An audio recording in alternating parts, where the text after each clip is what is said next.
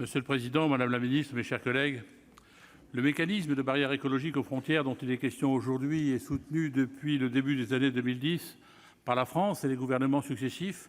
Il vient apporter des réponses concrètes à la réduction nécessaire et souhaitée des émissions de gaz à effet de serre.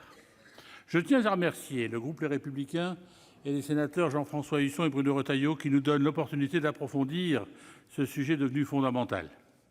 Nous l'avons remarqué lors des élections européennes de mai dernier, l'idée de taxe écologique aux frontières de l'Europe a été très largement partagée par le spectre politique en France. Comme la proposition de résolution le précise, l'échelon européen semble être le plus indiqué pour une efficacité réelle du mécanisme et une protection de nos engagements et de nos règles intérieures. Le gouvernement actuel fait de ce mécanisme d'ajustement aux frontières un point essentiel de sa vision environnementale et économique européenne, ce que nous saluons, tout comme l'importance de la réciprocité dans les accords commerciaux que l'Union européenne est amenée à conclure avec le reste du monde. Il s'agit d'un instrument parmi d'autres du respect de notre modèle, de nos règles et de nos valeurs. L'Union européenne a fait des efforts notoires sur ce sujet grâce à la nouvelle génération d'accords internationaux qui inclut un volet social et environnemental. Nous devons poursuivre notre engagement dans ce sens. Le refus de négocier des accords avec des alliés ne respectant pas nos principes doit être considéré comme une juste affirmation de notre identité collective et une volonté de préserver notre système. L'Europe, qui aspire à la neutralité carbone à l'horizon 2050, est consciente de l'opportunité d'un mécanisme d'ajustement du carbone aux frontières. La nouvelle Commission européenne l'inscrit d'ailleurs dans la première partie de sa communication présentant son pacte vert européen. Une proposition sera faite sur le sujet dans le dernier trimestre de l'année 2021. Nous y serons très attentifs et souhaitons que le gouvernement français reste mobilisé sur cet enjeu.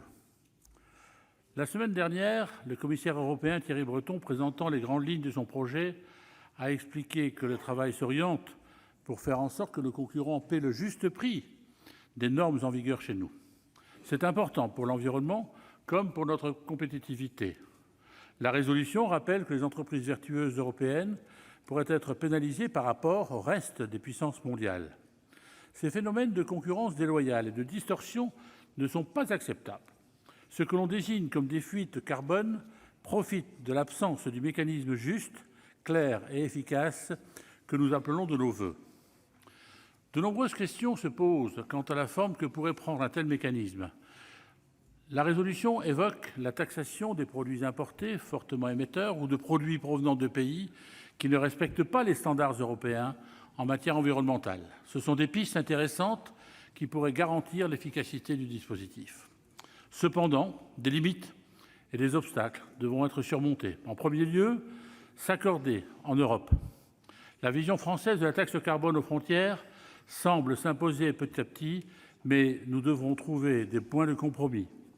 Nous avons noté récemment la complexité des échanges sur la neutralité carbone de l'Union en 2050 et l'absence de participation, pour le moment, de la Pologne à ce dispositif. Les questions fiscales relèvent de la compétence nationale et il faudra obtenir l'unanimité des États membres pour créer une taxe écologique au niveau européen. Certains de nos partenaires restent à convaincre. En second lieu, comme le souligne très justement la proposition, la barrière écologique aux frontières devra respecter les règles de l'Organisation mondiale du commerce. Nous connaissons tous le principe de non-discrimination des produits similaires, d'où la nécessité d'établir le bon format afin de s'assurer d'une dérogation efficace. Enfin, la dernière interrogation que je souhaite porter à votre attention correspond à la méthode de mesure de l'empreinte des produits et le montant du prix du carbone qui seront suffisamment efficaces pour permettre de créer une barrière performante et influente. N'oublions pas que nous souhaitons nous protéger économiquement et protéger notre environnement, mais que nous souhaitons également influencer d'autres parties du monde à respecter les engagements environnementaux forts, notamment ceux pris lors de la COP21 à Paris. Cette taxe pourrait ainsi créer parallèlement deux cercles vertueux. Un premier, international, où entrerait le plus de pays possible, qui réduirait notre impact global sur l'environnement. Un second, européen, où la taxe permettrait de financer la transition écologique de notre ensemble. De nombreux volets sont à soutenir en termes de recherche et d'innovation, de rénovation ou de financement vert, pour ne citer que ces points.